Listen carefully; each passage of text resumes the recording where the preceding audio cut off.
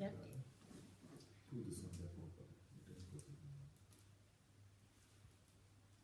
Hello.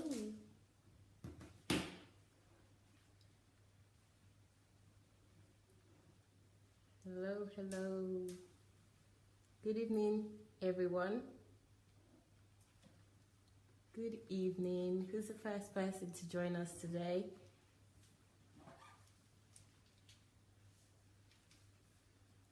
Hello, hello. Hello. Hello, Favor. Good evening. You're the first person I can see. Hello, Yetunde. Good evening. Good evening, Julie. How are you all? Tatiana, good evening. Thank you for joining. Guys, as you're coming in, please start to share immediately. Hello, Jeff. Welcome. Justine. Good evening. Kaz, good evening. Favor again, good evening. Patrick, good evening. Justine, how are you? Rind, good evening. Jude, good evening. Bonjour de Quebec. Okay, I guess you're in Canada. Good evening, everyone. Thank you for joining. You're welcome to the program today. Today is Kingdom Fruits, and you already know how Kingdom Fruits is an inspiring program. Good evening, Yinka. Good evening, Jane. Kaz, good evening. Thank you all. Thank you all. Thank you all for joining. Isko, good evening. Thank you all for joining. Please start to share. I haven't seen anyone shared yet.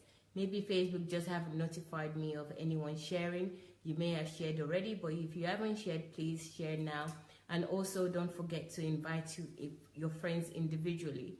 So you don't need to just share it. You should, as well as sharing, could you please also invite people individually? They will be inspired. This is such an inspiring program. You cannot fail to find value in the hour that you spend in this program. So please invite as many people as possible. AK, good evening. Hello, Vivian. How are you? Thank you for joining. Thank you all for joining. Please start to share. Thank you. Okay, I hope you've had a good weekend so far. Rufaro, good evening. Thank you for joining. Thank you. Dr. Sandey is here, so we will start the program shortly.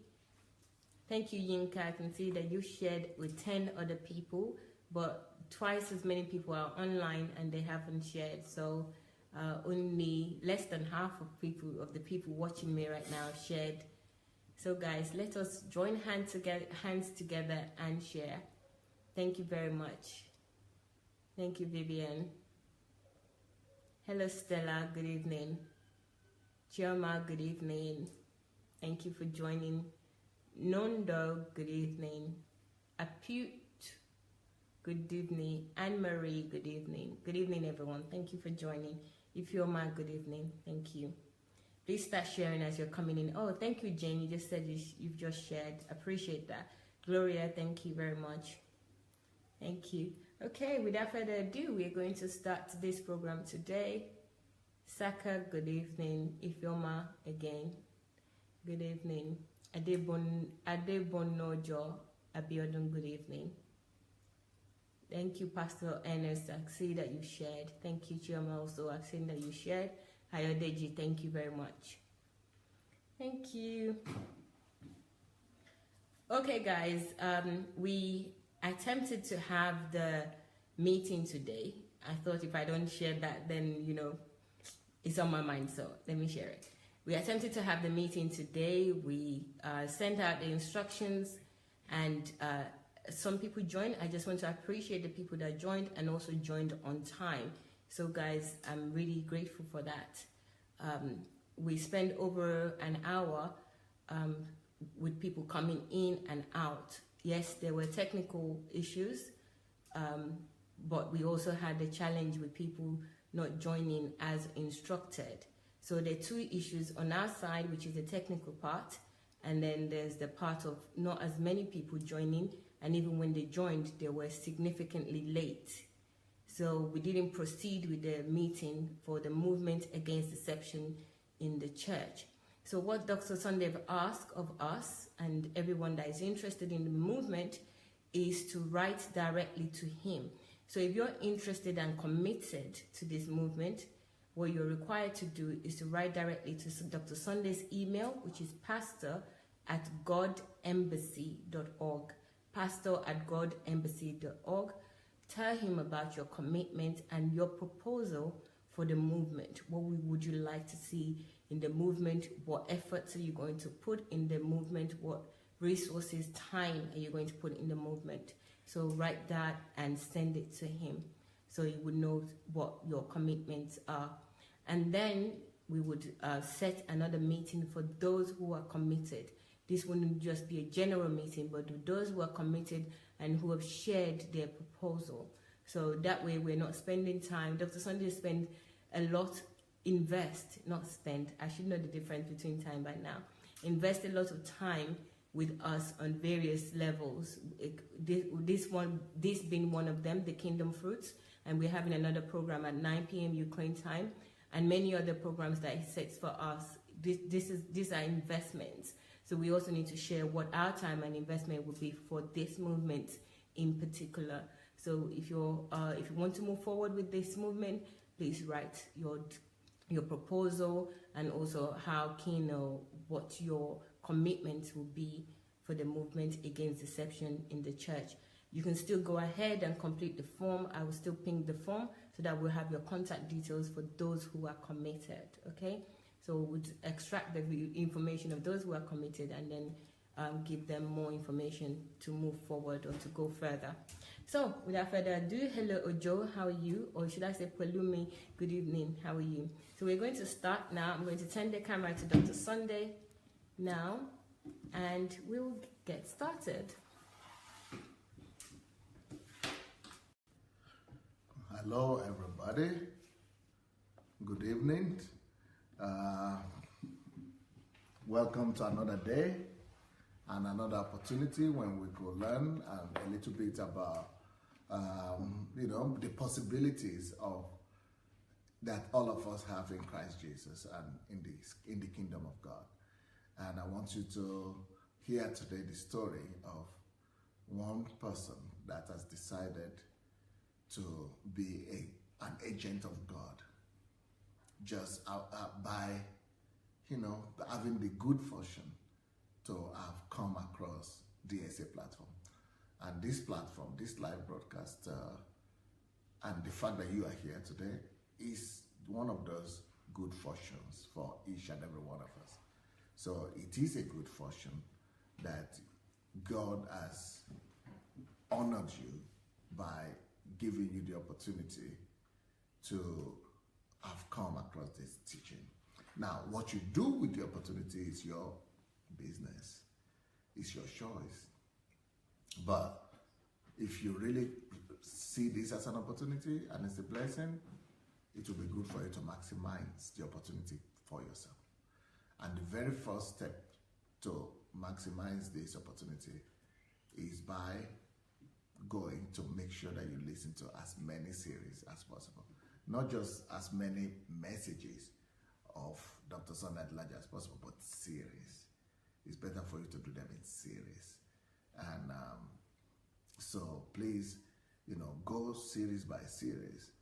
And that is what will help you to get the most from these materials that are out there. Somebody said it's a gold mine, and someone said that the stuff that are on YouTube there, that actually this person said is worth more than, in his own estimation, it's worth more than all the wealth of Bill Gates. Because it is deliverance, it is empowerment, it is something that's capable of changing millions of lives. And very few people are aware of it. So today I'm going to share with you the story of somebody whose life has been absolutely transformed thanks to less than a year of his interaction on this platform. So here we go. And many of you know the hero of today, the person we are profiling today. Many people who have been active on the SA platform. If you are a member of this family, if you are the SA family, you definitely know Jeff or Jefferson. So we are profiling Jefferson Uzoma today. This is Jefferson Uzoma. So here it goes. Jefferson was born 41 years ago in Lagos, Nigeria. And he moved to the US 8 years ago. He did his master's in project management. And I think his first degree was in soil and water resources management engineering. He came across my teachings only in September 2016. So I don't know if he missed out on the messages before that, or he has had the opportunity to go back to listen to those other ones before then. But as the case might be, what he has got since September is more than enough, I think, from the result that he has. And you know, one very interesting thing he said here is, he said, ever since I started listening to Dr. Sandey Adelaja from September 2016, listen, he said, I can't even recognize myself anymore.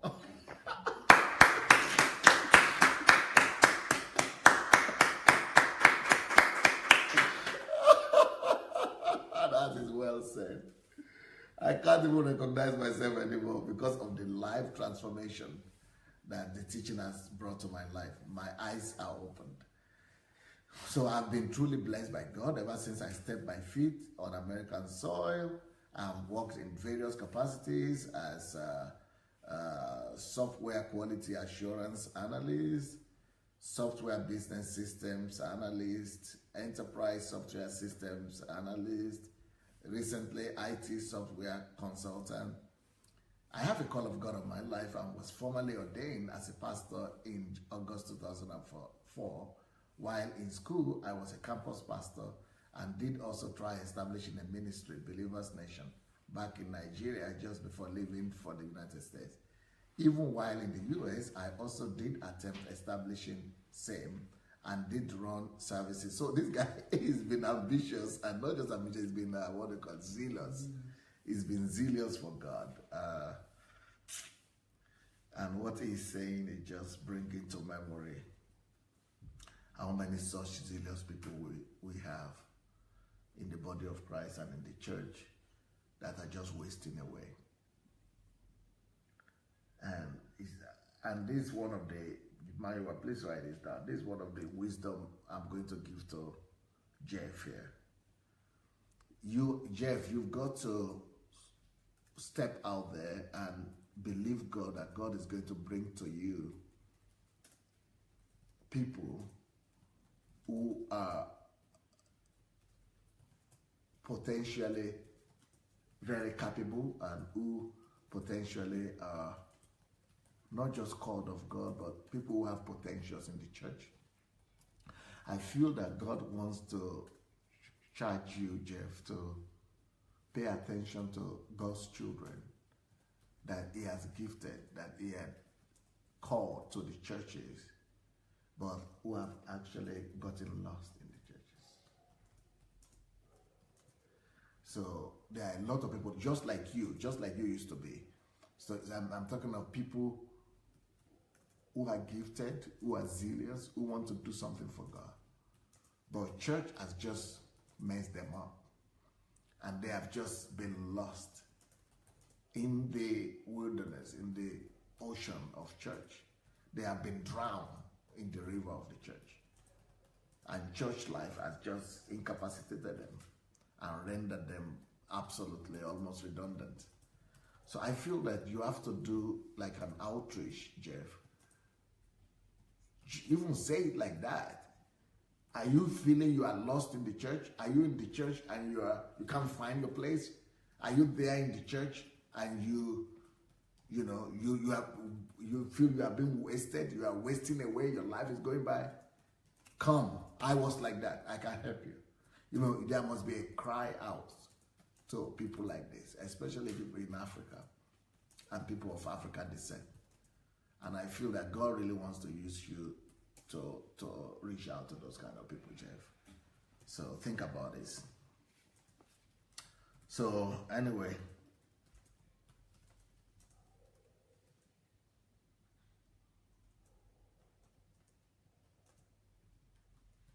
I knew that church, as I was doing it, was draining me. You see, that's what he says here. Church was draining me and repetitive. You see, the same thing. You have to reach out to people and ask them, is the church draining you? Is the church becoming boring? Is it becoming repetitive? I needed to hear the words in my spirit that will awaken the giant in me. I knew I represented the future of the church, and the visions I was getting was not adding up with my present hour realities. But Dr. Sandey Adelaja's teachings on conversion, do you people know that I've not even really thought about conversion to the end yet? Whatever information I gave to you people about conversion is good, it's enough for everybody, but I've not gotten to the nitty-gritty yet. By the time I get to the nitty-gritty of conversion, it's going to blow you people's mind, because actually that teaching is from Albert Einstein's, one of Albert Einstein's doctrines. I mentioned it a little bit this time, but I actually have a more detailed scientific expression and breakdown of that teaching on conversion. So, but you don't have any problem because you're a science student, so you'll be able to develop that by yourself. So your teaching on conversion was the key to me, for me. And I knew in my spirit there was more beyond the four walls of the church. Dr. Sandey Adelaja's teaching was my launching pad. All of a sudden, the lion in me was awakened, and I began to run again, because listening to you stirred up the giant within. Yeah. And I think that's one of the things you have to do, Jeff. Maybe Maya, you need to write that as well. To actually help awaken people, the giant within people, maybe by connecting them to DSS teachings, to those YouTube messages, or to the blog. That's beside you mentoring these people by yourself. So what are my fruits? Look what he said, the first fruit. The first fruit that Jeff mentioned. You can't believe the way he phrased it here. He said, I fired my Uncle Sam job. He's the one, he was not fired. He fired the job. He dismissed Uncle Sam. I fired my Uncle Sam job while working as a subject matter expert on automation of trading systems using electronic data interchange technology for a multinational company that manufactures aircraft and design health systems, and a software security contractor, General Dynamics IT, GDIT. I encountered your teachings on why losing your job is a blessing, and then the teaching on conversion. I was well paid, so I thought, but I realized how much of my time, even though I was well paid, but I realized how much of my time I was giving away. So I decided to fire my Uncle Sam job and went out on a limb of faith to restructure the course of my life. I needed to be direct in order to take control of my affairs. So this is when my journey began. I was unemployed for 3 months, so he had to take that step of faith, step out in faith. Left the job, step out in faith. For 3 months, he didn't have a job. And even though I was highly skilled and employable, I refused to go back to Uncle Sam's job intentionally. So he was actually walking by faith and trying his own faith, right? It was by far the toughest and the roughest 3 months of my life. And I hope Julie is listening, because Julie just did the same thing. She just fired Uncle Sam's job, a very good, highly paid job that she has as well. And she moved to Ukraine. So, and she's hearing this, so it might be a few months of tough time as well. But see, that's what he's talking about here. Go through that time of faith. And then what began to happen is that miracles started happening. I had been planning to buy another house, even though I was well qualified for a loan of any amount I wanted because of my background. I just couldn't make up my mind on a particular property. And it seems there was always one factor or the other that made the transaction of buying a house difficult. But to God be the glory, by the end of 3 months, a military couple I met asked me to take over their $500,000 value home with the existing mortgage. All I had to do was transfer the deed to my name. So with money, no money down. So that is a major.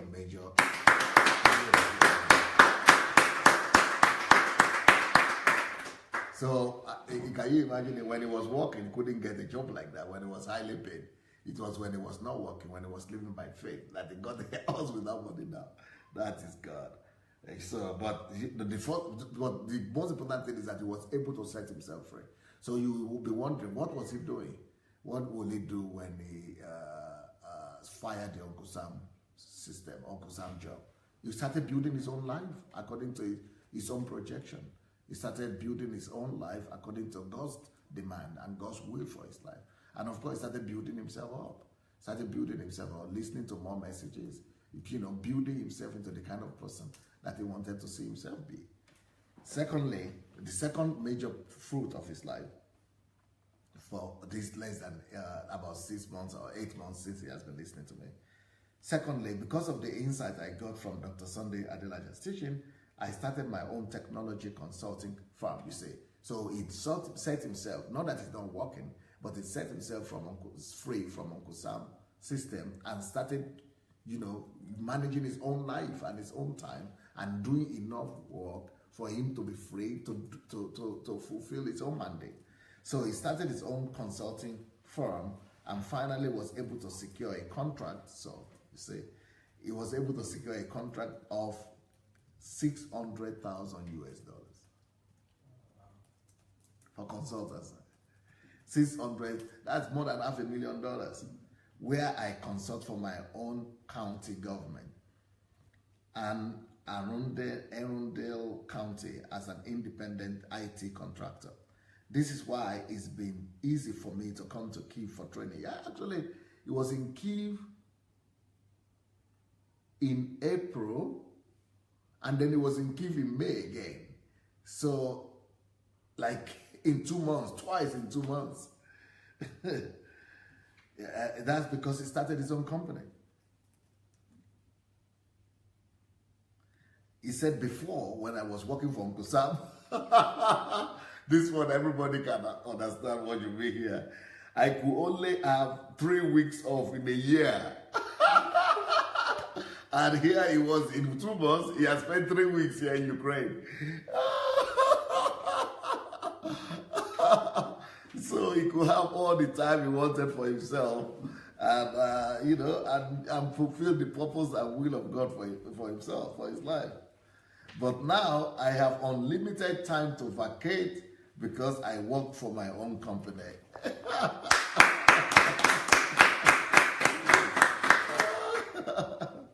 Brilliant. Now, the third major breakthrough in his life. The first one is that he fired his Uncle Sam job. Second one is that, he got a house. Third one is that he funded his own company. Fourth one, he has a contract for $600,000, and now I think it's more than 4 now. So the next thing is done, is able to do, you can't believe this. My technology company is now part of the Nigerian Transformation Project, where we intend to see what he wants to do with Nigerian Transformation Project. I want to export future technologies to Nigeria. I now have several volunteers already on ground in Nigeria working with me. Some of our visions are like this, are these. One, we want to build IT technology parks in Nigeria. And this is one of the major, I have 100,000 projects written in my papers, what I plan to go and do in Nigeria, 100,000. And this is just one of them. And God is, I just wrote these things down. I don't know who will do them. And see, God is just giving the same thing into people's hearts. And so to build technology parks in Nigeria. Number two, build the first Nigeria self-driving cars. blueprint roadmap. Self-driving cars for Nigeria. Beautiful. Number 3, create roadmap to turning Nigeria into a knowledge-based economy. This is good.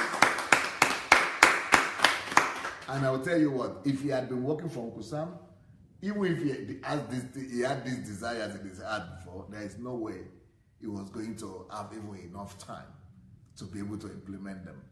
But now he could actually develop them, implement them more, because he is now in charge of his own time and is in charge of his life. So the next big thing that God has done through him is saying, how God bossed my theology. That is the name of one of my messages. If you have not listened to that message, please go and look for it on YouTube. How God bossed my theology. It's one of my testimony, my own story. So after listening to Dr. Sandei Adelaja's teaching on how God bossed my theology, you cannot, and then another teaching, you cannot serve God without serving people. My eyes of understanding suddenly opened. And for the first time, I understood and now have a hold of my own calling. I practically learned how to love people God's way. And this is the guy that had all the zeal before. Back in Nigeria and in the US, he had the zeal to want to serve God. How could you serve God without knowing how to love people God's way? So, I mean, it's no accident that he couldn't be as successful when he was out there, you know, because, and this is one of the reasons why we started this Kingdom Fruits series. We want to use this series to awaken the church of the Lord Jesus Christ. We want to use this series to actually galvanize together people of all faith and people of all persuasions all over the world, especially Christians who want to really realize and accomplish the resources and the potential that they have in themselves. And anybody that, we just want to demonstrate to the world what church is meant to be doing and what church is meant for. And this is the kind of result the church is supposed to be producing in the life of every single believer in the church. And you know, I don't know, we've got to work hard to convince the whole world that the church is not meant for cultural activities, and that church is not meant for festivities.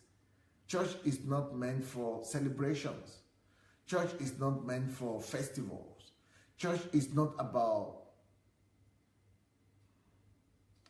some religious duties and activities. Church is a place that is meant to make people into deliverers. Church is a place where people are supposed to be molded into sons for God and into deliverers for the world. So church, right now, many people cannot even imagine church without people singing or music, but you don't necessarily have to have that to have church. The bottom line of the church is that you are raising a deliverer. People who will now carry the kingdom of God and impose it upon every sphere of the society. So that's what the church is all supposed to, that's the bottom line of the church. Church is not supposed to be measured by how much people can dance or how much people can sing or how much singers have come out of the church.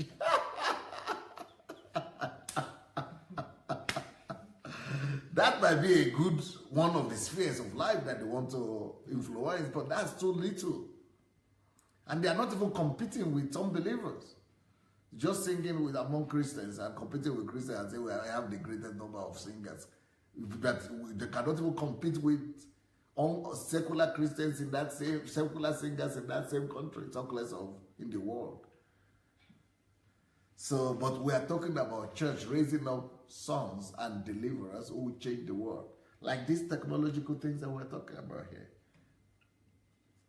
So, he understood how to love people God's way. That's a major breakthrough right there. Now he can do ministry.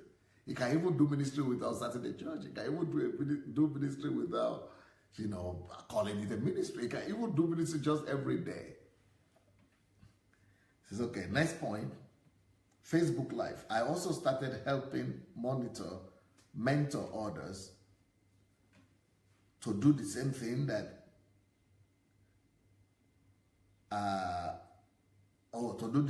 I did, how to use my strategy of buying houses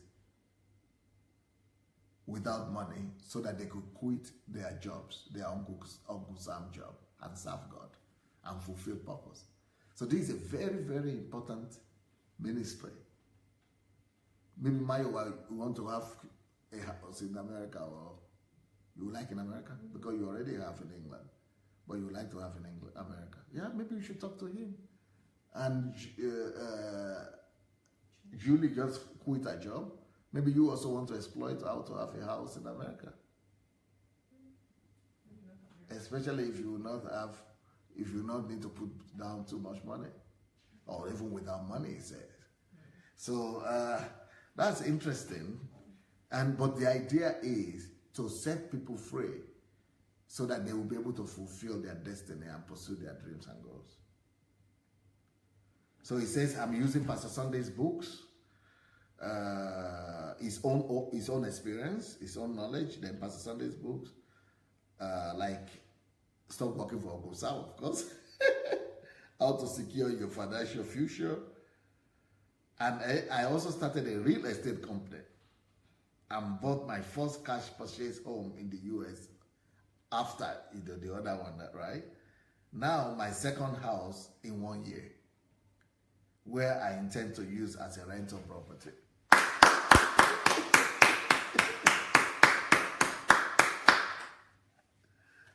Amazing.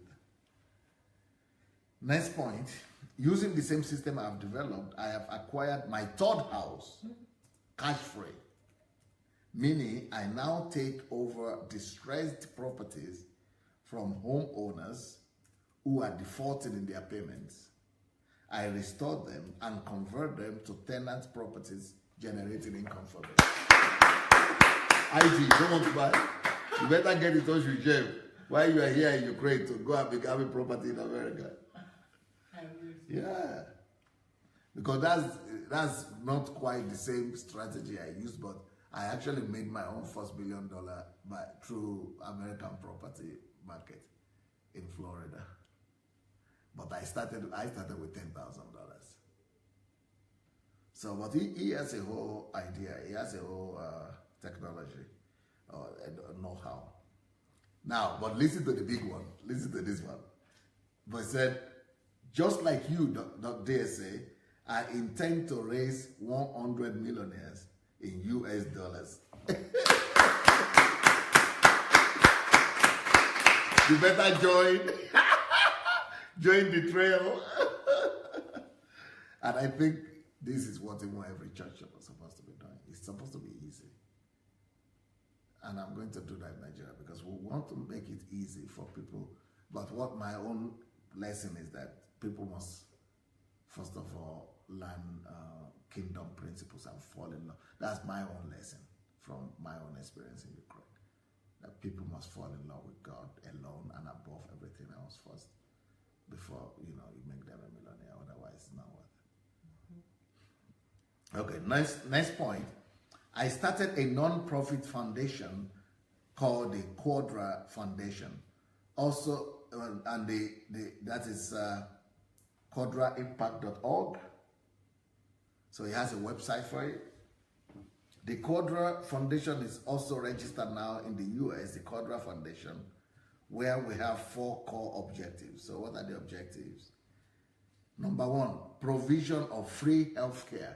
Oh, by the way, I owe you $10 million US. I have partnership agreement with you, in words, but it's going to be indeed $10 million US. I want to raise $10 million US for him to do this project. So but this is another one. They wanted to, the one I'm raising for him, hospital. But this is another one. What he wants to do, they want to import 400 mobile health trucks. 400 mobile health trucks to Nigeria alone, to export to Nigeria. 400 mobile health trucks are delivering healthcare to the rural undeserved areas. I'm going to show the picture is sent here of the mobile truck hospital, mobile hospital. Mobile hospital, can you say it? Say it good enough? Yeah. If they have 400 of these, this will just be gorgeous. Wow, this is almost, 400 will almost be for every local government. It will be one half of all the local governments in Nigeria. It will be one for 2 local governments, but that will be wonderful. 400. We have almost 800 local governments in Nigeria. Next point, provision, the next goal of this NGO, to provide portable drinking water in Nigeria. That's a big problem in Nigeria. They don't always have clean water. So under the portable drinking water project, that's a project he's got. We are planting companies and organizations to improve and develop access to quality drinking water and build better infrastructures. So hospital, water. Number 3, provision of food. So we have the food provision, under the food provision project, we are partnering with donor agencies around the world to promote new, emerging, and advanced technological breakthroughs in agriculture and improve the food baskets of nations in eliminating hunger and also feeding displaced citizens. Beautiful. Next point, economic and educational empowerment. Under the economic and education empowerment program, we are linking up with head of states and presidents to develop a blueprint for the economic success and model new learning systems for nations. He's 41 years old already, but you see, he's running. He's like, he doesn't want to waste any more time at all. 41. Yeah, I think I understand him. He has to really run this time. He has to really run. Because before he realizes he's going to be 50 soon. My own teaching is that by the time you are 40, you should know that you are ready to die. But if you don't make it before 40, then in your 40s you must run like a madman. You must really work hard to make sure that before 50 you do enough that you are ready to die. So I could see that he's really following that. He's trying to convert as much as possible. And he's trying to fit in as much as possible in a short time. Then the next thing they want to do through the next vision he has, is outreaches. They want to be doing outreaches. We are having our first outreach in July already. So he's traveling again. He just got back from here. And he's traveling again to Nigeria and see what they're going to do. Listen, this outreach in July, what he plans to do is, we want to give cash grants out to 10 widows who will go and start their business. This is in July, and I want to write that for him. I want to encourage you to do, there is one Nigerian guy they call Osage or something like that. He gets money and distributes money for the needy people in Nigeria. He is doing actually what the church is supposed to be doing too in that country. So, what the good thing he does about it is that he shoots it. He actually takes the video of what he's doing. Now, as Christians, we know that we don't necessarily need to do that, but the Bible also says that let your light shine, and let people see your good works and glorify you. So we need to make the good work seen. We need to make the good work come. So that's why I understood what that Osage is doing. So I would like to encourage him, Jeff, to actually shoot or do live broadcasts about these things he's doing, or to shoot them and then put them on so that we could broadcast them, and people would know what the church is supposed to be doing, and that somebody is responding. So we are going to sponsor 10 widows to start their own businesses. Number 2, we want to distribute 41 bags of rice. Number 3, diagnosing. We want to diagnose treat, and give free drugs to 300 sick people. So he has a concrete number of what he's going to do just this July alone. Just in July alone. Next one, install portable water, borehole drinking water in a village without water at all.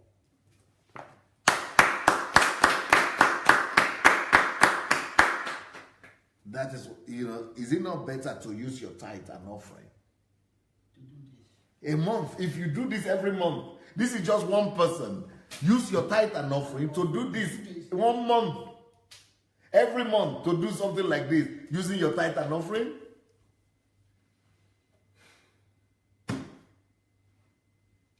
Doing this, providing 10 widows every month, different widows, and helping them start businesses.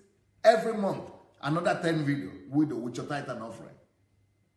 Then distribute 41 bags of rice every month to another set of hungry people every month. And then diagnose and treat and give 300 sick people every month with your tithe and offering. Install borehole, drinkable water in a village where they've never had it every month. That is mobile church. That is church. That is church. And that is why I'm a strong advocate that our tithe must be used to do things like this, rather than take to some churches where they will just mess them up and use them to buy another jet or another plane or another suit for the pastor. Then finally, another thing that Jeff has started to do, he has started to write books. And he said he has written 6 books, or he's writing 6 books already. Number 1 book, Stop Preaching and Start Ministering. Beautiful. Stop preaching, stop talking, just start ministering. Number 2, Conversion and the Value Chain. So he's writing a book on conversion and the value chain. The first one is to tell people to stop preaching. In Nigeria, people just preach. Let them start ministering. Conversion and the value chain. I think even not just Nigeria needs that one. The whole Christianity, the worldwide Christianity needs that book. Number 3, you've been crowned king. Wow. Okay. Everybody must be the king of there. That's why it's good that we're calling each other kings and queens in DSA family. Next point, the Principles of Creation is the next book that is written. Principles of Creation. Next one, Understanding of Life's Priority. Wow. And then he has also created a portal for himself, jeffersonuzoma.com. And then he has another project all on conversion. Conversion. I was so inspired by your teachings on conversion that I started a portal. He started a portal just on conversion. And it's called www.everythingconversion.com. Wow. Where I intend to expand on everything I learned on conversion and write manuals for corporations. Number 9, ministry. Began a discipleship meeting in the base. It started now reaching out as a ministry. In my basement, in the basement of my house, where I now intend to train and teach DSA teachings and HMT in the US.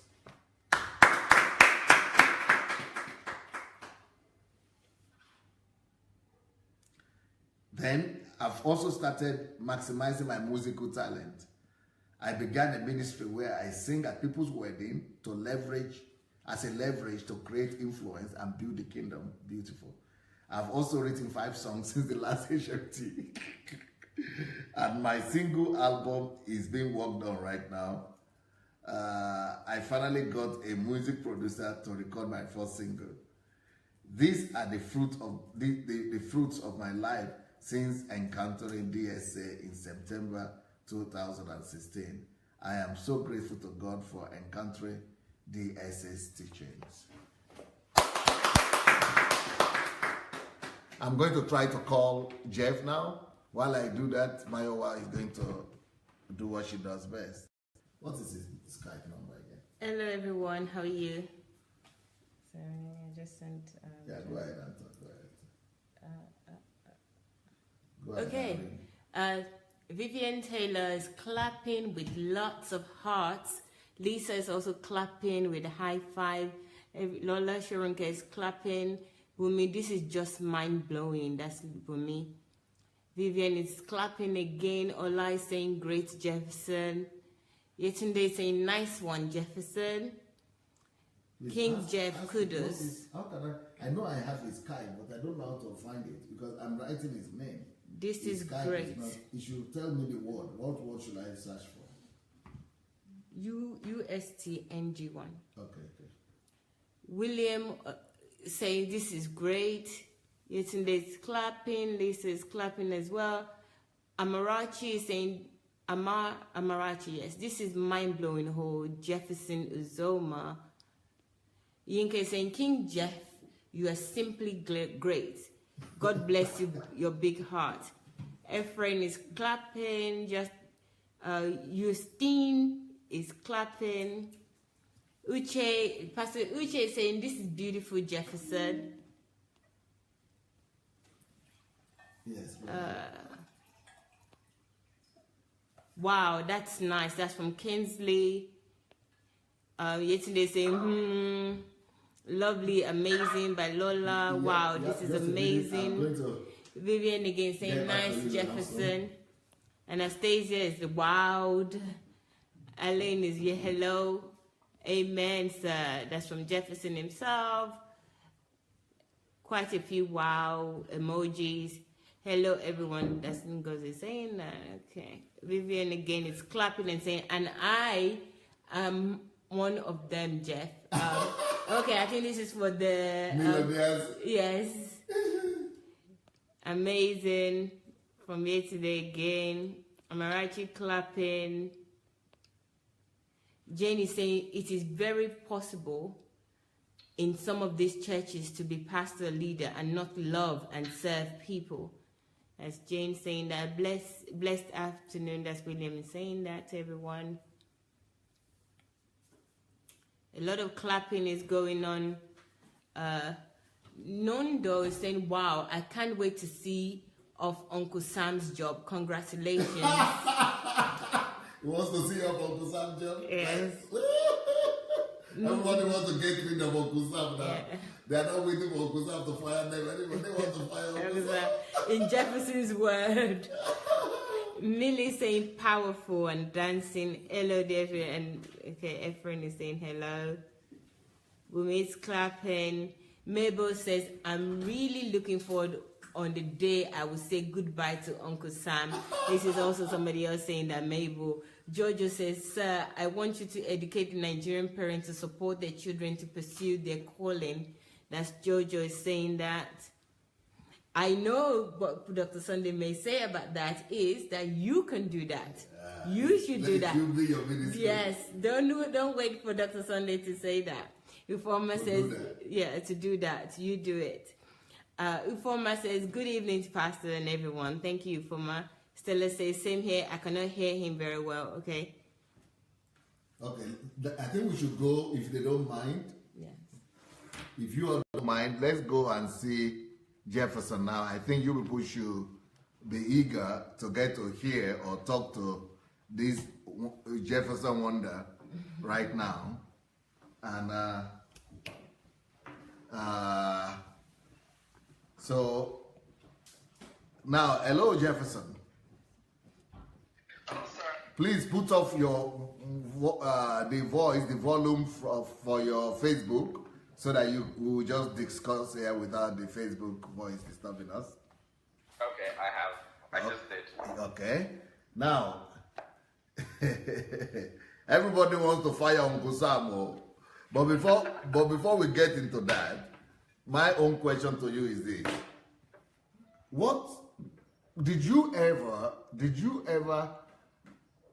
was your greatest surprise? What was your greatest surprise or your major surprise when you began to listen to DSA's teachings, when you came across DSA family? What surprised you the most in the teachings, in the content, in the material that you found here? Wow. Pastor, words cannot describe the impact that your messages and your teachings bring to my life. You know, I don't take it lightly when I said I can't recognize myself. Maybe the only person who can really know the full impact of not recognizing myself is me, because I knew my mindset before I started listening to you. And thank God that I was able to just wholeheartedly swallow everything I've heard and just started doing and started seeing results.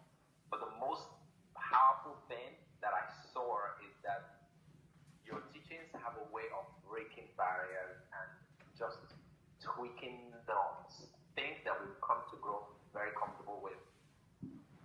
You see them completely different. And not only do you see them completely different, you have a biblical scriptural backing to every point of view that you take. And for me, I'm asking myself, I've been handling this Bible all this while, yet I didn't come across this thing. How did I miss it? Because I could have gone to church for 100 years and still not seen those things. But with the ease with which you bring these things to life and to light, it just shifts everything for me. Everything. Your teaching on conversion, your teaching on what men want from women and what women want from men, your teaching on love, your teaching on you can't love God without loving people, your teaching on how God bought my theology. Like, I was changing per second. Not by day by day. Day is too much. It was like, when you watch these movies where the vampire is transformed into something else, I would wake up, like a certain being in the morning, and by evening, I'm completely different from what I woke up maybe 12 hours ago, because I heard 2 hours of your messages or 3 hours of your messages, and it completely just shifts my personality. It's as if I'm having as if a shape-shifting event is happening to me. Like, I cannot completely relate with the new me and who the old me was. So when that began to happen to me, I knew I was onto something. I just knew I had to just drink as much of this message as possible. So I went deep dive. I started taking a binge of all your teachings. I just started swallowing them and just started listening to as many as I can possibly lay my hands on. And then, when I now discovered that they were all on Facebook, I was like, oh my goodness. On YouTube. Like an Eldorado on YouTube. On YouTube. On translation. Yes. And for me, the real word transformation became a reality because, in school we did biology, metamorphosis. The word is metamorphosis. How, the stages of a housefly and the stages of a butterfly, the larva stage, the pupa stage. And they are completely different from one stage to the other. And that's exactly what's been happening to me just listening to your message, and right now my capacity is like, I don't even have enough time in the day for myself. Like 24 hours of the day is not enough anymore because of all that I've heard, all that I've learned, and how much I know I can do. Now, so what the key thing for me is just the conversion message. Now, let me ask you one question. How did you run into DSA family and the teachings? Because many people probably see those teachings or see my picture, but I'm just another, without listening to me, I'm just another preacher. This is just another African or Nigerian pastor. We are so many now, so many teachers, pastors, all kind of people on Facebook. Why did you stop to listen? Why? What attracted you? Why did you take that decision? Did you even know it was going to affect you, change your life like this? Pastor, I completely had no clue. Honestly, if I had known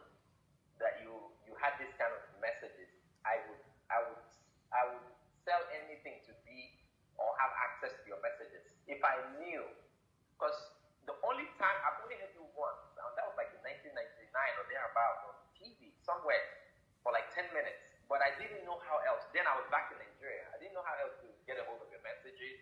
I believe back in those days there was no internet or something, so it was a little bit difficult to get a hold of it. I think that day, I don't know who it was that paid for the on-air payments, and you came online and was talking about we are deliverers, and I was like, who is this man talking about the fact that we're deliverers? And when that message ended, I was waiting for more, but it ended, and I was like, where do I find more of this message? So between that time and last year, there was a big gap. I just didn't know how to get a hold of you. Your messages are, because most of your messages are in Russia, if you notice. Yes, yes. So coming on Facebook and actually opening your mouth and speaking English was the greatest thing that happened to me. So when I saw you again, I was like, that's that man I saw way back there talking about the fact that we're doing.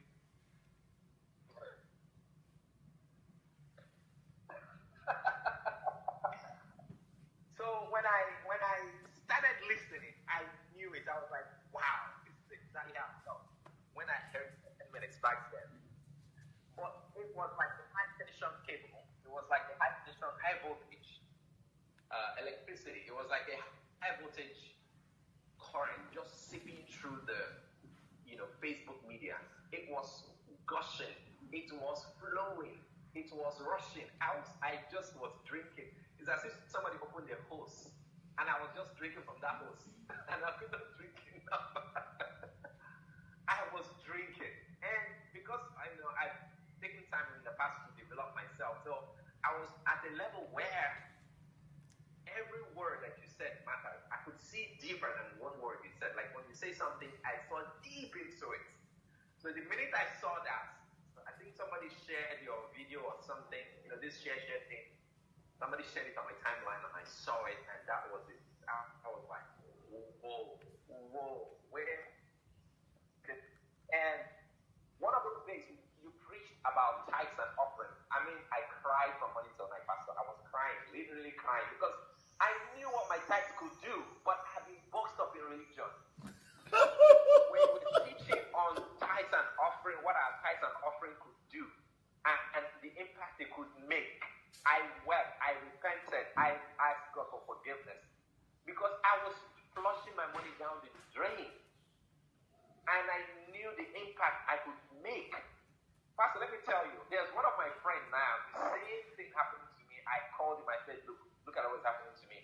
He also is, he has a really good job and all that stuff, but he has the kind of heart that I have. He started doing exactly what I'm doing right now. In his village, they actually called him to come and become king, because this January, he's sending his tithe to his village. Ooh. And he's been making a difference, eh? He's been sending his tithe to his village, Pastor. His tithe is enough to literally feed his own village. Now, you tell me, what was he doing with the tithe before? Where was the tithe going before? He was sending it to the church here in America. And the man of God was building mansions, buying shares, enjoying his money, but buying Rolls Royce. So when I sat him down and I showed him the same scriptures you taught on Facebook, I walked him through it. He was weeping. That day, since January this year, this guy has been sending tithes and even more to his village. There's a feast in his village now. He feeds the whole village is fed. The whole village. The food they will eat from January, from the first of the month to the end of the month, is from this guy's tithe. Just his tithe alone was enough. So you want to tell me that there are Christians like this who have this kind of tithe and money and resources, and their villages are suffering? Yes, sir. Because we neglected the wounded man on the road on our way to the religious activity. We held onto our tithe and said this one belongs to God, because we didn't know who God was. But God said he is the one who was. He said, when you give, I'm the one who was naked. You didn't give me. I'm the one who was hungry. You didn't feed me. That is God. God is not, he didn't say I'm the one in the church or I'm the one in the pastor. He said, I'm the one who was hungry. I'm the one who is in the prison. I am the one there, not the one in the church. Pastor, these things are very subtle. But the intensity and the veracity and the authority you brought to this teaching liberated so many of us. That was why this July outreach I'm having, Pastor, my tithe is enough. That's just my tithe that Baba did. Mashakabako sokoloro boko sakoba babaka santaya. Shakaboko sokoloro ya bakasaka babako sokobaba ya yandaya. You mean because if you put a ball hole in a village, it's going to be there forever? Forever, sir. And that village never had water. Let me tell you something about it. In fact, this village I'm talking about specifically is my own village. No, you are not serious. So you mean your tithe would have been enough to give them this water a long time ago? Long time ago. Come on, you know, Jeff, when you are talking, please don't move and try to make your telephone stable or not to move so that your sound will be okay for the people listening to us. Okay, sir. Yes, sir. Please go ahead. So Pastor, you know, in my village, there's a very influential politician from my village who contested even in the gubernatorial election and, you know, tried to become a governor and all that. That's to tell you how the kind of influential people that comes out of my village. But can you imagine there's no clean water in that village that is accessible to anybody? My God. So right now, I am going to sing the first clean water in that village. I'm not the richest, but I can guarantee them that people in that village are going to be wealthy now because I was born in that soil. My God. And not just in that village, we're going to duplicate it all over Nigeria. We're going to go to the remote places where people have no access to drinking water, where people are suffering, where people are hungry, and we're going to bless them, Pastor. So you are telling me that even from your tithe alone, without raising any offering, you could provide not just water, even rice and food and medical service. Single-handedly, Pastor. Single-handed. I don't need any help from anybody. I can do it myself. I can literally do it. Now, you know, because I sent emissaries, I told them we started doing outreach that we're coming. They wanted to turn it into politics. So we told them this is not a political game. This is a non-profit, because what I did is learning the lesson from HNT, I had to turn it into a system. So Yes. So that was why the NGO was born, and the NGO we have about 35 volunteers right now. I've never reached Nigeria.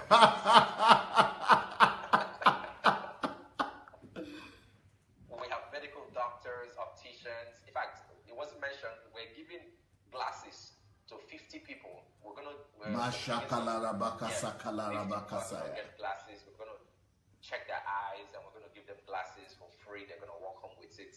No, do you think that there are Christians also in that village or other villages that might even have tithe enough to also cater for another family or for more families or something like that also?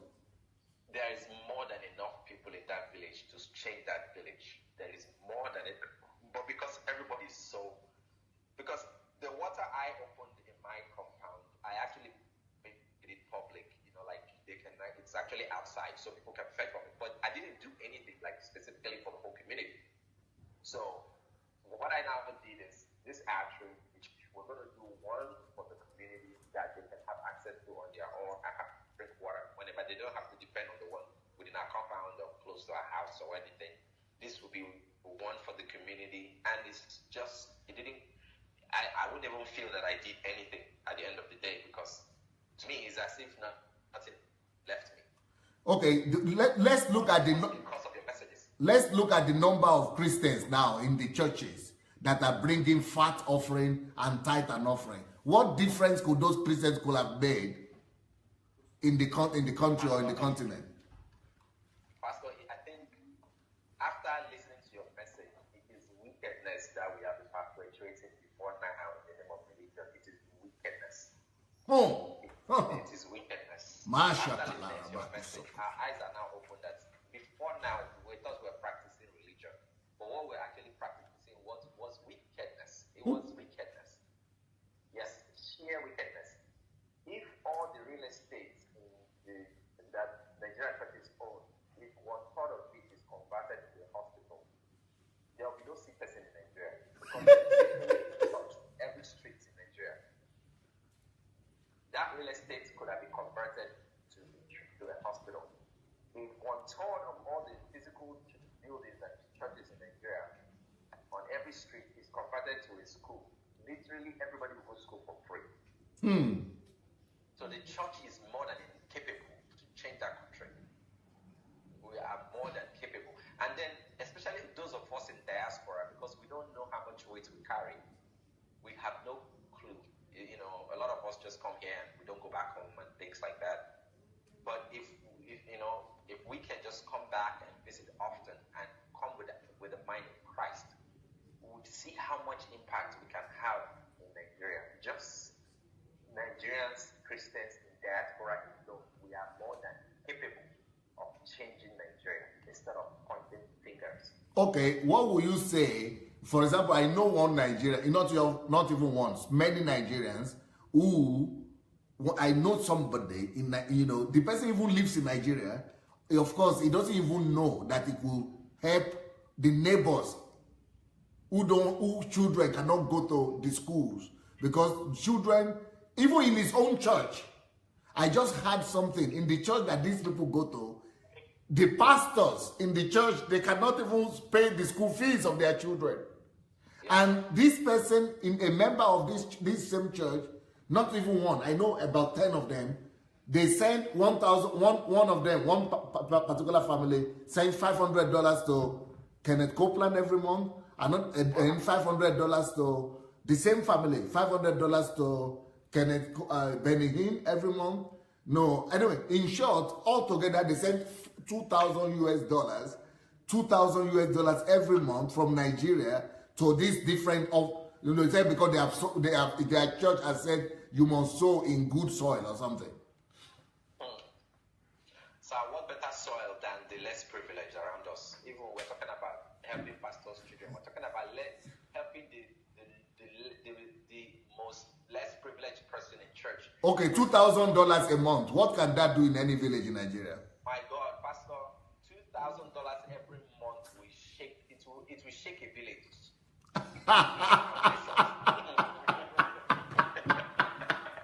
It will shake a village to its foundation, Pastor. And I am sure God will be more satisfied with that offering and pleased with that, sacrificial offering that sends them into mega ministries.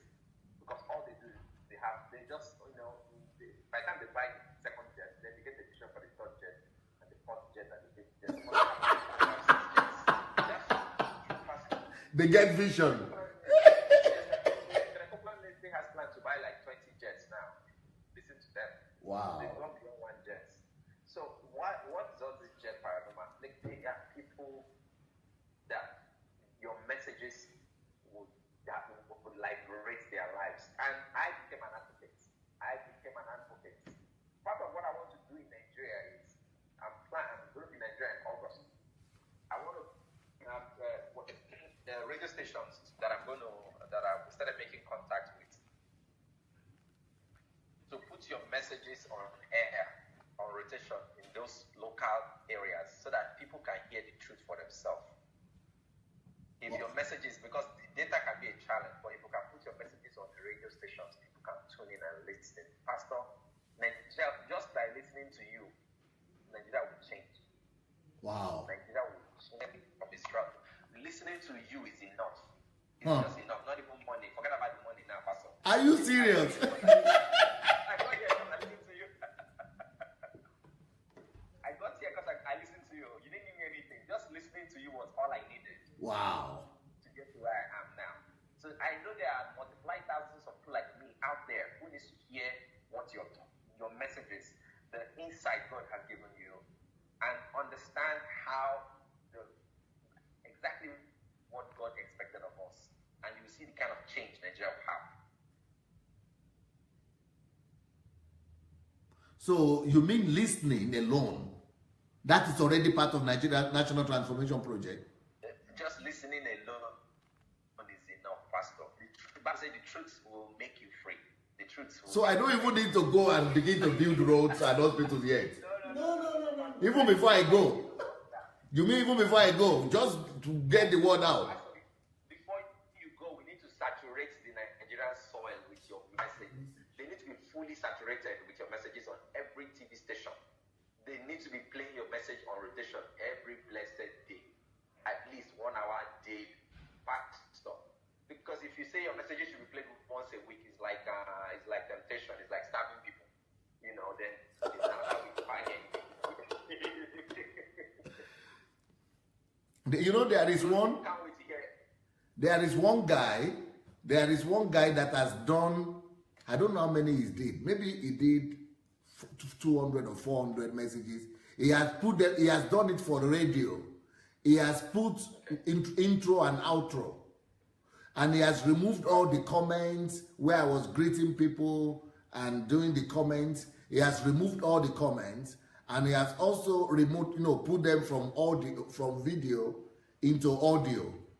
And he has downloaded them into CD kind of thing and iCloud. And they are now like with music, with music and introduction and outro, for like maybe 200 or 400 of them. If anybody wants to do radio, and I'm telling you this and I'm telling everybody else who is listening to me, if anybody wants to do radio, we could send the link or these particular teachings, these audio, to anybody who wants to use them for radio, so that they could, they don't need to do the polishing all over again from the start. Right. Right. Because I actually I started having conversations with some editors in Nigeria to clean those messages up. But in any case, since it's already done, I would. Not too many are done. Just about 200 are done, or 400 maybe. Yes, I am actually contracting. There's a guy I'm talking to already. Igor, I know Igor had mentioned that to me, but when I come for agency, so we're also going to talk about it. I'm going to give his link to Igor. He needed those post-production, whatever. I've already started a conversation with him on that area, strictly for Nigeria. We're going to saturate Nigeria with your messages. And it's part of just like an offering we pay for the airtime. It's even cheap over there. Wow. Like another for this, so that the messages can continue to. People need to hear the truth, because people are dying faster. Because religion is killing people in Nigeria. Religion is our number one problem. Our brains are shut down. Nothing is working anymore. We need to flush that religion out of our system. Okay, if this is what you are saying, Jeff, but you yourself, you said you were frustrated. So it means you couldn't even do anything with the frustration? I mean, before you came to DSA family. It's suffocating. It's very suffocating. That's why I can never listen to anybody again. There's nobody that can preach anything that will enter into my ear, because once you start talking, I will filter it. You have filter everywhere. I mean, those things don't move me anymore. All the gimmicks and the gymnastics. It doesn't move me at all.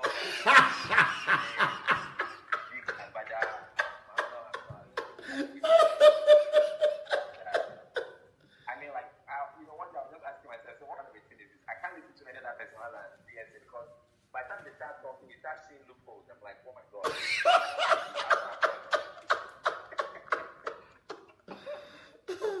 But what I'm thinking is that you said you were a Christian all these years and you were frustrated. You knew something was not working. I want you to describe the frustration you are feeling, because I'm thinking somebody might listen to this who is actually going through that same frustration that something is not working, but they might not be able to pinpoint it and put their finger to it that this is what is not working, but they are feeling that same frustration. Can you tell me about that frustration a little bit? Dr. Sandey, your message, you are the first kingdom man that I had access to all my life. Access, the gift of access is key. There's one thing about listening to a man of God on the pulpit. There's another thing having access to that man of God, and the man of God making themselves available to you. You you are the first ever kingdom man that I physically met all for my life, who actually demonstrated to me what the kingdom was and what it is to walk in the kingdom and live in a kingdom mindset.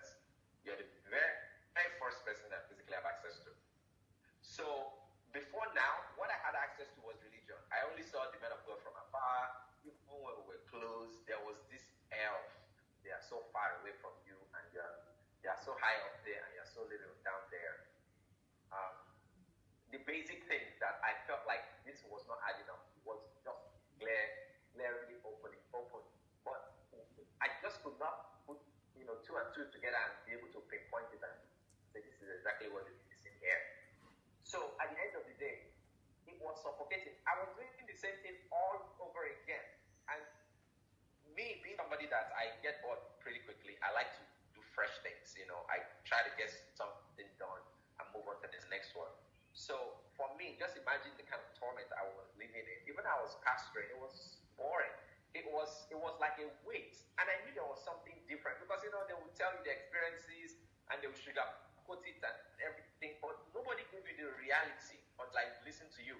You gave the word of God a meaning. You brought it to human flesh. I could see the person that is doing this thing that is just a man like me. And that gave me hope that I can do exactly.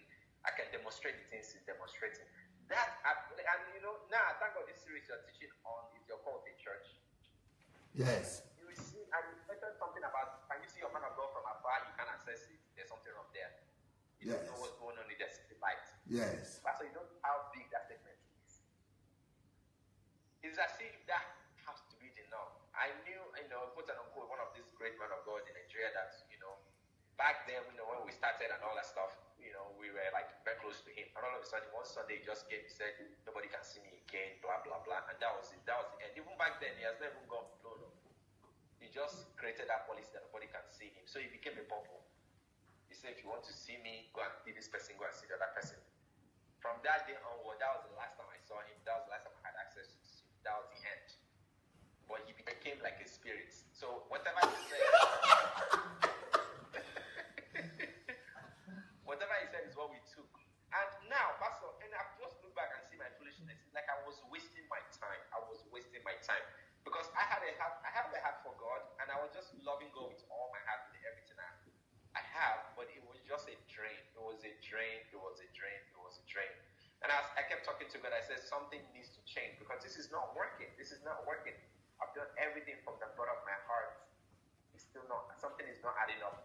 Sometimes, pastor friends will tell me, when you're preaching, add stories that don't belong there. Tell them that I was standing at an airport, somebody made and give me money. I said, but that didn't happen. I can't say that. They said, no, you have to say it. That's what Jesus has to give to you. I said, I've had that on many occasions. Fellow pastors will come to me and say, create fictitious testimonies to stir up people's faith. I'm like, but that's a lie. I can't stand there and say, oh, I was standing at an airport, somebody cornered me and gave me $10,000. That never happened. I'm not going to lie. So a lot of things they say on the pulpit, no, Jeff, you mean people will tell stories that never really happened? Oh, yes. Oh, all day long, Pastor. Even these miracles, let me give you one example. One of these ministers, it was his own miracle is the way he does it. He has allies. Before he comes to that church, he will send emissaries to that church. They will bury some things in that church compound. And then they will tell him the spots. They should tell him the spots where those things are. So when he comes to minister, he will go and point to those places and say, dig here. His men have actually come to bury those things. Then people start screaming, oh, Calabash just came out from the ground, this and that. It's all a setup. It doesn't exist. Miracles of somebody gave me a car, somebody gave me this, and all. It's just a lie. It doesn't exist. That is meant to build a momentum of people giving them money so that, even though they're saying things that never happened, they will say it is fake. But that is a lie. I'm not going to say that. So as long as I was not willing to add, all those gimmicks and shortcuts, I was stuck on telling the truth. And for some reason, it wasn't working because people were only gravitating towards the shows and the role plays, So it was suffocating, and it wasn't just working for me. I just knew something wasn't adding up. But what is surprising for me is that you say you are 41 years old. Yes, sir. And what you wrote now, even in July alone, what you are going to do. And then in all the NGO, the plans of the NGO, and 6 books in a year, all these things you have done in a year. And I wonder, so what happened 40 years, or how many, well, you are a Christian even for half of those 40 years, even more than half. So what was happening? Where did you spend the last 40 years then? What happened?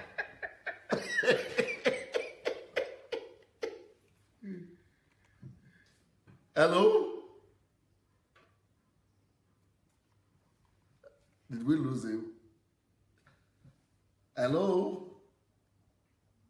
Hello? Can you hear me? Now I can hear you again. Yes. I said, what happened for the past 40 years? Yes. Pastor, even the 6 books stuff is just a modest number because I know I can do more than that now with the things I've discovered. I know if I set a goal for 24 books before the end of the year, I'll write all of them. I'm telling you. But what happened 40 years now? Because I haven't met you now, Pastor. I was supposed to meet you. No, but you are a Christian. Were you not a Christian?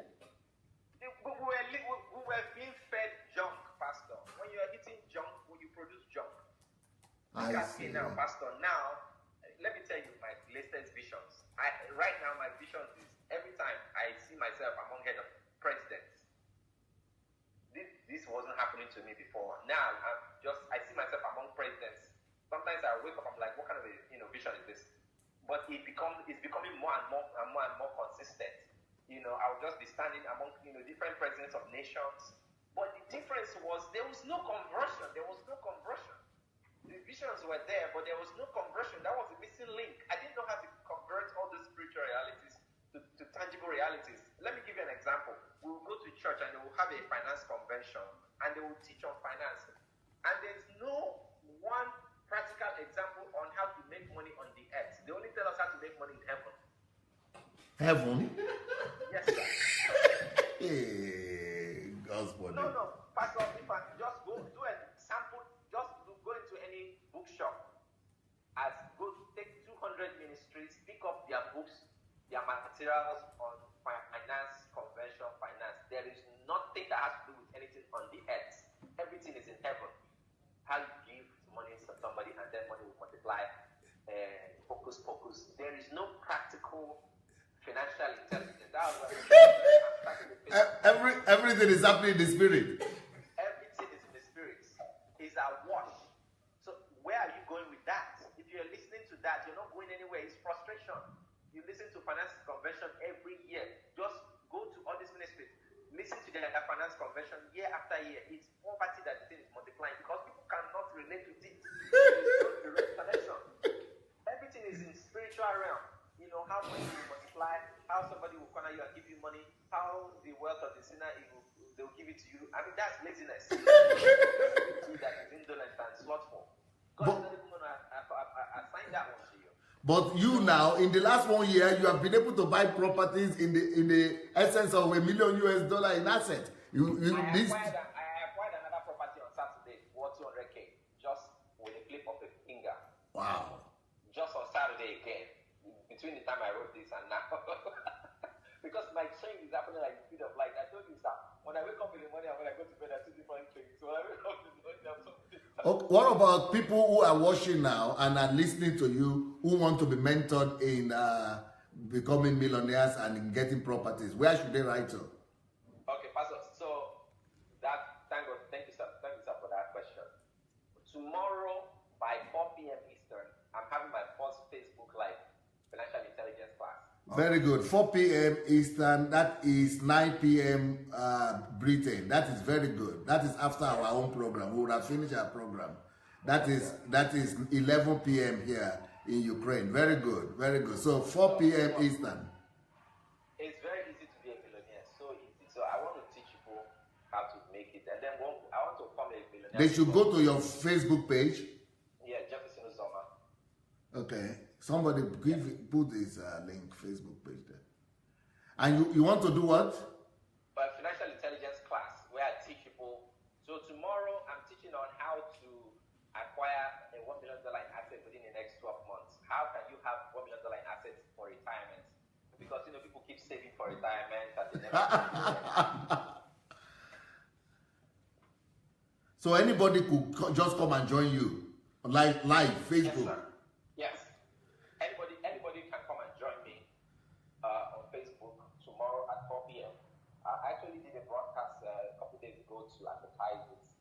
So tomorrow I will start teaching on how you can, if you're thinking of retirement, how can you have within the next 12 months alone acquire $1 million in assets. I'm going to teach practical steps. This is not spiritual. Money will locate you. We're talking now. No. We're talking about phone numbers. We're talking about websites. We're talking about steps, physical steps you can take on earth, not in heaven, to acquire $1 million in assets. You mean without prayer and fasting? You don't need to pray about it.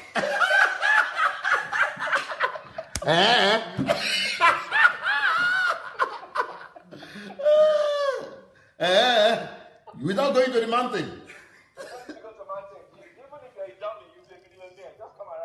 Wow. Even if you have a quarter of a brain, I'll make you a millionaire. That's guaranteed. Yes, because there are principles and laws and steps, concrete steps. Okay, so then you can talk. Is that the classes you want to talk about? What do you call the classes? I call it financial intelligence class. Okay. Yeah, financial intelligence class. So we'll be having it on Sundays 4 p.m. I have so many topics to talk on finances because it comes easy to me, and especially for even here in the United States, I see so many Africans. They come here, they do the kind of things they do. I'm wondering why can't you just use your mind and find something better that will give you better prospects? Some of them work like multiple jobs. Some they work nurse, they do this, they do that. I'm like, this is redundant. There are better ways to be financially independent. The other advice I will have for you is that you have to make it compulsory for them as they are listening to you that they must get connected to either DSA platform or the teachings on YouTube so that they will become kingdom minded as well. It will change their value systems and they will be God addicted rather than, because they will still be, some of them will just be coming for the money, but we want to let them know that life is more than these things. Yes, they must discover the secret of life itself. That's true. Mm-hmm. And I 100% agree with you. If you're not kingdom minded and kingdom transformed, this is just going to, it will destroy you. Yes. And then another thing you have to do is that you have to make sure that as they are following you, if they are not on DSA platform or if they are on ground there with you in the US, they must try their best to become your disciples. Yes, sir. So that they are mentored. They are mentored, just like you have been mentored. They also must be mentored. Yes, sir. And some of them might even need deliverance from those churches and their religion. That's true. Because if they will remain in some of those atmospheres, environments, they will just, see all kind of things will be mixed up with it. That's true. But once they are kingdom addicted anyway, they themselves will get free. That's true. And Pastor, one thing is, this thing in buttress is the key to everything. Kingdom. That's the key to everything. I can literally help them get there, but at the end of the day, they will become like one of these people out there who doesn't understand what is the purpose for money, what is the purpose for kingdom wealth. They wouldn't have any clue, and it's going to be a waste of my time and energy. Produce another selfish human being. So kingdom first. So that your messages are already there. I don't need to reinvent the wheel. I just need to tie them to it and make sure that they are following that, because at the end of the day, that will pay them the more once they can understand the purpose of wealth and understanding the kingdom message, and being able to be transformed and revolutionized. And then we're going to have, at some point, I'm going to set up an internal club. So at that point, and after approaching those who don't want to be part of the kingdom or whatever. Yes. So I'm going to form a club, the Kingdom Club, but millionaires want to raise millionaires for the kingdom so that they can see that this thing is just principles. It's not about, Pastor, I'm so annoyed at all the time I wasted at these finance conventions. It was just a waste of my time. And the way you talk about it, that people go to church and waste their time, a lot of people still don't understand what you're talking about up here now. They're speaking against it because their mind is still not, transformed. The religion is still covering their eyes. And I think that is one of your calling. Maybe through this financial something could actually be a net to actually attract them, then deliver them. Because one of the main mandates that God will use you to do is to deliver people who really have good intentions in churches, but are being wasted. Because when you said you are 41, then the normal question to me is, so what have been happening all these years? It's a waste of time, sir. And there might be even more people, older people than you, who have been in churches even longer time than you, and they are just being wasted. Oh, yes, sir. So I know a lot of them already, wasting their time in church, just doing mundane things, rituals. It's just repetitive. Every year, the man of God will come out and lay hands on everybody again. The same man will come out after a year. For the past 10 years, the same man is laying hands on your head. What is happening? Wow. It's a waste of time. So I don't play with DSA. I don't play with anybody in my house knows that I don't play with DSA. Messages are going on every time, every time, and something is playing somewhere in the background. Even if it's something I catch, there's no time to waste anymore. And there was this message you one teaching you had, the way you brought out the jar of water. That message finished me. When you were pouring that water away, I was like, oh my God, this is it. I'm done. I'm finished. When you were pouring that at the point I was thinking, point this water is enough. I've had you. Put it to the end. It was just the perfect analogy. And you see, sometimes when you demonstrate some of these things on your live broadcast, people don't understand. There's another message you taught on who will win, and you brought two ladies to fight over something. Yes. That message is stuck in my brain up to tomorrow, up to next year, forever and ever. I saw those ladies contest for it. I don't sit down anymore for things to happen. I go make them happen. I fight for it. That is those who will win in life.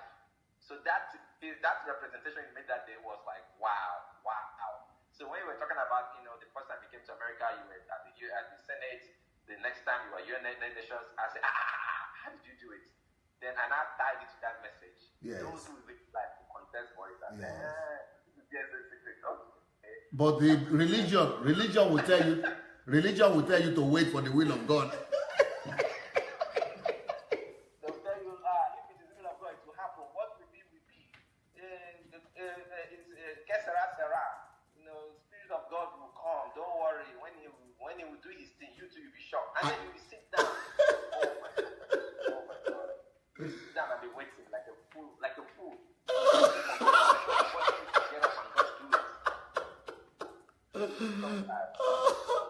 By the way, I know that you have to go now. We have to read comments and hear what people are saying about you. Thank you so very much, Jefferson.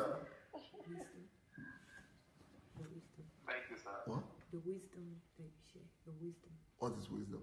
You share your wisdom. Is it just I've already given it. Yeah, he got it already. Yeah. Hello guys, welcome back. Well, I welcome myself back because you've been here all along. Hello Vivian, good evening. Yes, I am one of them older than 41, wasted too much time, but plan to help as many as I can, not to do the same because of ignorance. Thank you very much, Vivian, for sharing that. Pastor Uches is laughing, lols. Albertina says, I am addicted to DSA's teaching. I sleep with the headphones in my ears. I think many people do. Albertina says, it's very crucial to be kingdom-minded. Yes, absolutely. Lisa is saying, getting free to do what God creates you to do. Albertina, everyone needs the kingdom. Lisa, kingdom-minded. Vivian says, that's right, life is more than money. Yetunde says, Jefferson Uzoma. I think that's just praising you. Stephen is saying, DSA, please provide his contacts. Okay, we provided, I think you're asking for Jefferson's contact. So Jefferson's contact is Jefferson Uzoma on Facebook. So you can message him through that, Steve. Pastor Nick says, no mountain, no prayer and fasting. Yetunde says, wow. Lisa says 4 p.m. Eastern, 9 p.m. UK, 11 p.m. Kyiv. Thank you very much. Thank you very much, Lisa. This is for Jefferson's broadcast from tomorrow. Pastor Uche says, ha ha ha. Jane says, you cannot improve with those financial convention. In fact, you become poorer because you have to pay large sums of money to attend those programs. And they tell you it's registration fee. Albertina says, I am reading Money Would Make You Rich, and my mind is already been renewed. Well done. Oriyomi says, Brother Jeff, God will bless you more and more for this deep secret you're bold enough to speak about. Lisa says, Sunday at 4 p.m. Eastern, I am on it. Vivian says, I will be there. Justin again says, you're so right, King Jefferson. No, you stand. No, you stand. Houston. Sorry, Houston. Amarachi says, very true. The wealth of the wicked will be given to us is the kind of teaching we were hearing. Ojo says, I just pray my uncle listens to this. You can send it to him. Don't pray. Make it happen, Pelumi. Justine says, you are what you eat. If you eat junk, you produce junk. Yetunde says, oh, make money in heaven. These pastors have done a lot of havoc to God's people. Jane says, Lord, make money in heaven. Laugh out loud, make money in heaven. Everyone is laughing about that.